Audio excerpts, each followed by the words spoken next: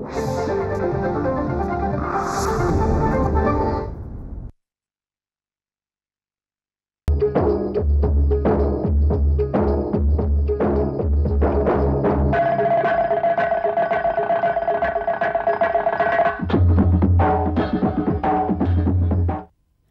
कार्यक्रम संग्रहित असल्याने ध्वनिचित्रमुद्रण सदोष असण्याची शक्यता आहे.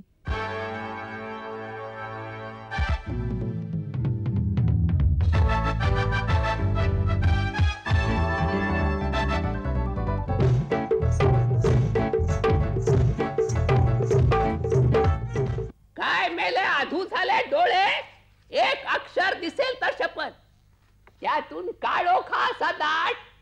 म्हण मला मेलीला काळोखात नीट दिसलं नाही तर जळलं चेटकी असून फायदा तो काय. आता जादून थोडा उजेड पाडावा. काय बरं तो उजेडाचा मंत्र? हा, पावसेच्या राती भूतांच्या हाती, काळे कुट्ट घडे नि काळोखाचा आड. राहूचा राग तुला लागेल डाग, मेल्या चंद्रा थोडा तरी उजेड पाड. उजेड उजेड उजेड.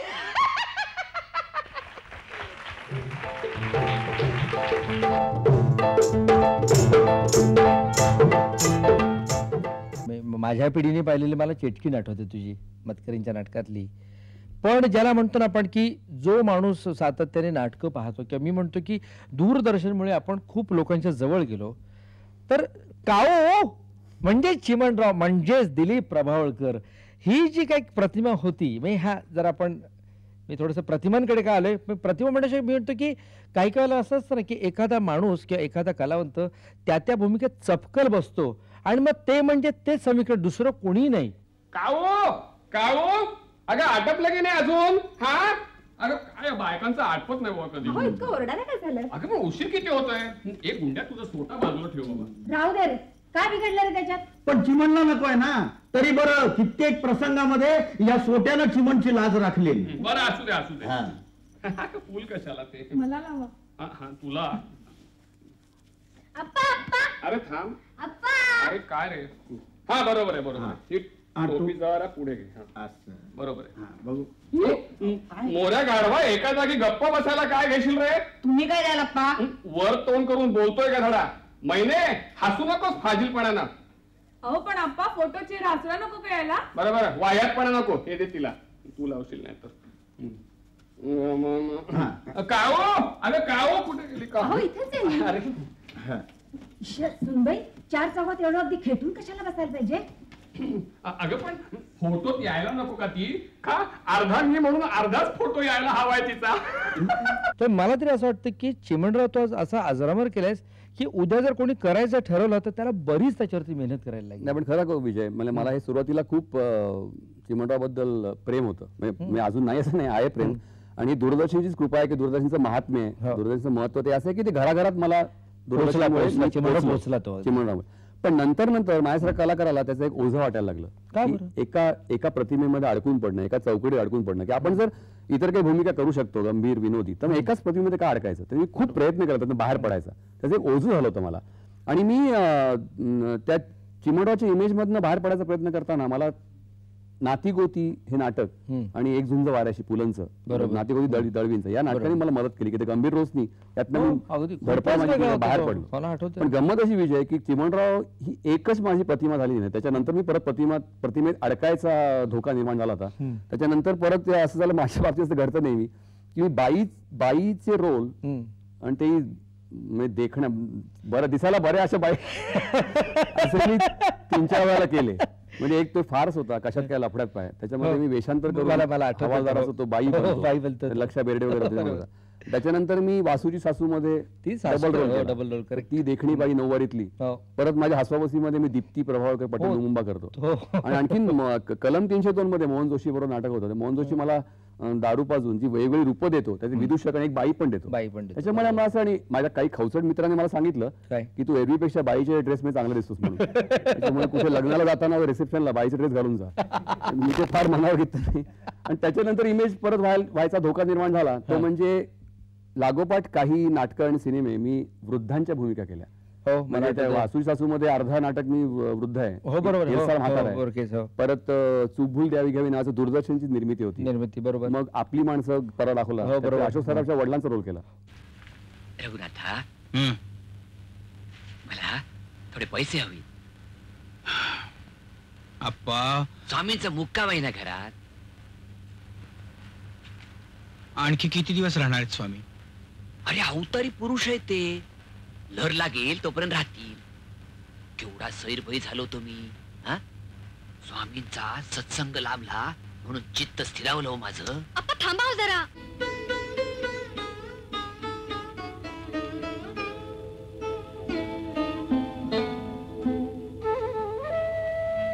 पाहतेस ना मथुरे, डोके फिरले सगळ्यांची. अगो काळजी वाटते त्यांची. आपली माणसं म्हणून पैसे दिले. किंमत नाही माझी कुणाला. अपमान केला, अपमान. पाहतेस ना. आणि हसवापसी मध्ये परत त्याच्यामुळे 65 ते 85-88 ह्या रेंज मध्ये माझा भला त्याच्यामध्ये नाही, त्याच्या 50च आहे. पण गमत अशीच विजय की त्याच्यामध्ये प्रॉब्लेम असा झाला की संध्याच्या नाटक जेव्हा मी वंदना गुप्तेने केलं तेव्हा मला आता हा वृद्ध वेगळा कसा करू हा एक प्रॉब्लेम झाला होता की हा म्हणजे काय कसं काय आता करू असा प्रॉब्लेम झाला होता. आणि आता मला असं वाटतं की आता होऊ नये. पण चौकट राजानंतर आता अलीकडेच रात्र आरंभ मध्ये चौकट राजा मतिमंद होता. रात्र आरंभ मध्ये स्किझोफ्रेनिक परत मानसिक तोल ढळलेला. आणि आणखीन 2-3 रोल्स आलेले आहेत ते पुन्हा मानसिक अपंगत्व असलेल्या माणसाचे आलेत. काय हे? मी कधी फुल घालते का? कुणी दिलं रे? ती बाई मला मारलं. ती कशाला घेतलंस तिच्याकडून? किती वेळा सांगितलं तुला कुणी दिलेलं काही घ्यायचं नाही म्हणून? तिनं मला बक्षीस दिलं. मी तिचे चित्र काही भिंतीकडे काही चित्र. बक्षीस दिलं? चित्र काढलं म्हणून? छान आहे. घे तू घे. नको, तुझ्याकडे ठेव.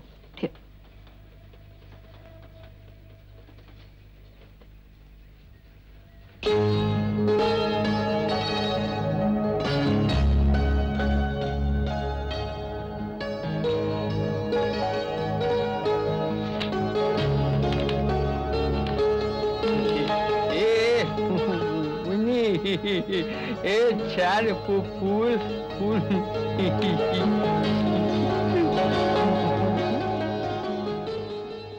खरं सांगायचं म्हणजे मी लागोपाठ 4-5 नाटकांमध्ये आणि 1-2 सिनेमामध्ये मी दारुड्याचे किंवा दारू चढल्याचे रोज केलेत. मी अजिबातच घेत नाही. एवढं आश्चर्य काय वाटलं. माझ्या निर्व्यसनीपणाची चेष्टा व्हावी इतकं किस्सा सांगतो गंमत.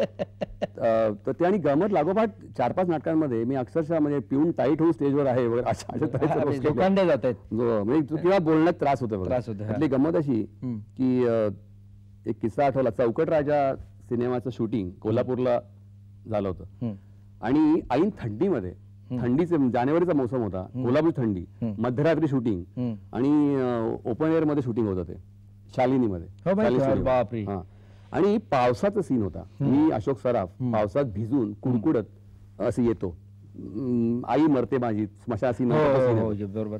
आणि ते पावसाचं सीन करायला त्या ऐन थंडीत मध्यरात्री कोल्हापूर थंडीमध्ये फायर ब्रिगेडचे बोलवले होते. त्यांचे पाईप मधून तो सबंध पाणी मरणाचा गारठा होता. मी इतकी थंडी मी आयुष्यात मी कधी सोचली नाही. तर एक शॉट नंतर सगळ्यांनी सुचवलं की दिलीपला ब्रँडी द्या तो नॉर्मलला येईल म्हणून. आता पंचायत अशी झाली की मी अजिबात पीत नाही माहित होतं. मला प्रत्येक शॉट नंतर मला हळद घातलेलं दूध आणि त्या रात्रीत मी इतकं दूध प्यायलं की कोल्हापूरचा पैलवान पिणार नाही एवढं दूध प्यायलं. आणि हळद तुला सांगतो विजय, हळद मला वाटलं की दुसऱ्या दिवशी मी अगदी गोरा गोरा पान होणार हो, पण पण तसं- इतकी हळद प्यायलो मी. पण तसं काही झालं नाही. त्याच्यामुळे अशी फजिती माझी झाली की त्या ब्रँडी पीत नसल्यामुळे मला हळद घालून दूध प्यायला लागलं संबंध. पण त्याचे म्हणजे काय निर्व्यसनी असल्याचे दुष्परिणाम कधी काय जाणवलेत का काही? दुष्परिणाम म्हणजे काय, तुम्हाला त्या काही सिच्युएशन इमॅजिन करायला लागतात की आता अच्छा. काय आहे ते, हे दारू पिण्याच्या याच्यामध्ये हा. तुम्ही लोकांना फसवू शकता की आता बरोबर. कोला आणि पाण्याचे मिक्सर असं करता की हो, विस्की बरोबर. दिसायला हो, पाहिजे, बरोबर, हा. दिसते दिसते. न पिता तुम्ही प्यायला ऍक्टिंग करू हो, शकता. अगदी खरं आहे. स्मोकिंगचं तसं नाही करता येत. हो, बरोबर आहे. स्मोकिंग करणार रोज तुम्हाला असेल तर अशी मला तरी माहिती नाही की स्मोकिंग न करता धूर निघतो.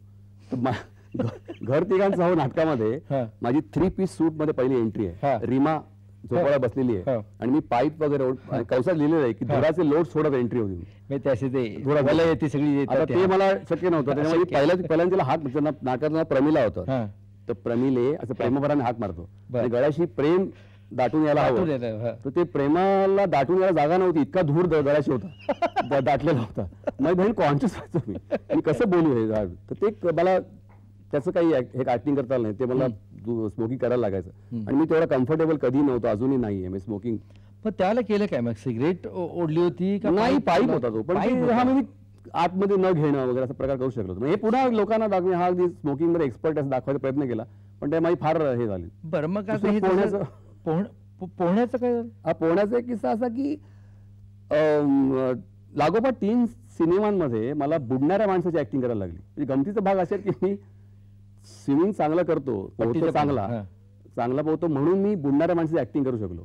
चिमणराव गुंड्याभाऊ सिनेमा होता विनय हो, धुमाळेचा. बरोबर. त्याच्यामध्ये चिमणराव मुलांना स्काउट मास्तर होऊन मुलांना पोहायला शिकवतात, स्वतः बरोबर. बुडून धडपडतात त्याच्यामध्ये. तो एक सीन. त्याच्यानंतर एकड्या भूताचा मध्ये अशोक सराफ मला विहिरीमध्ये ढकलतो हा. आणि मी हातवारे असे करत हात मारत हा. एका मुलाला वाचवतो. बरोबर. आणि परत छक्के पंजे सिनेमामध्ये सविता प्रभूने बरोबर एक गाणं होतं माझं आणि त्याच्यामध्ये ती मला चेष्टा करते माझी, मला पोहता येत नाही.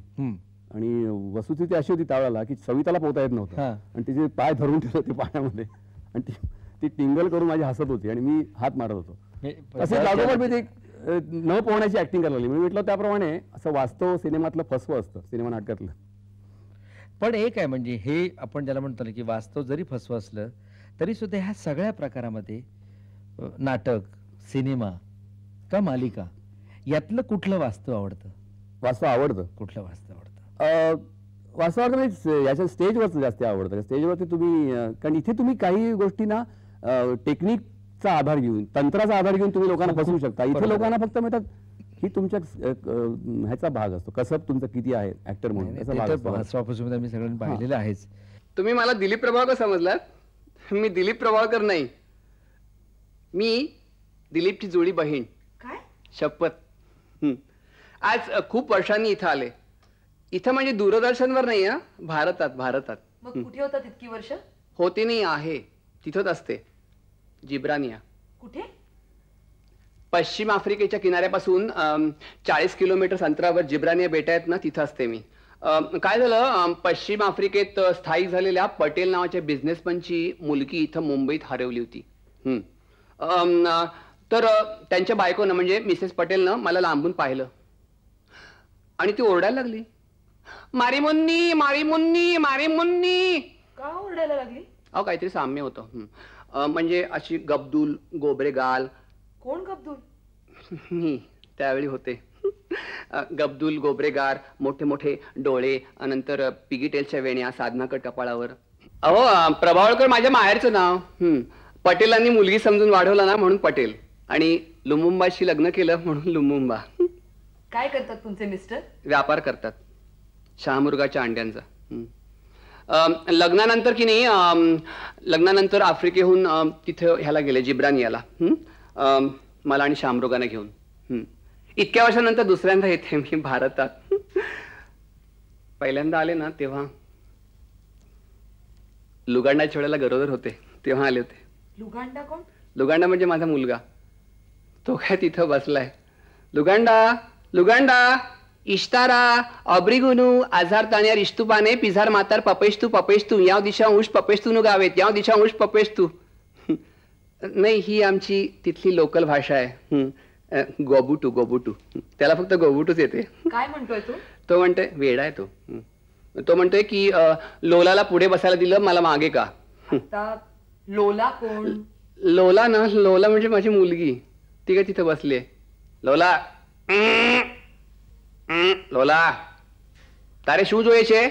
नाही माळे हूँ मारिश तने. ही गुजराती बोलते. तुम्हाला 2 मुलं? नाही, 6. 6? काय करणार, आपल्या हातातल्या का असतात गोष्टी. तुमच्याकडे बघून वाटत नाही. काय ते? तुम्हाला 6 मुलं आहेत असं वाटत नाही. हा, काळजी घेते मी फिगरची.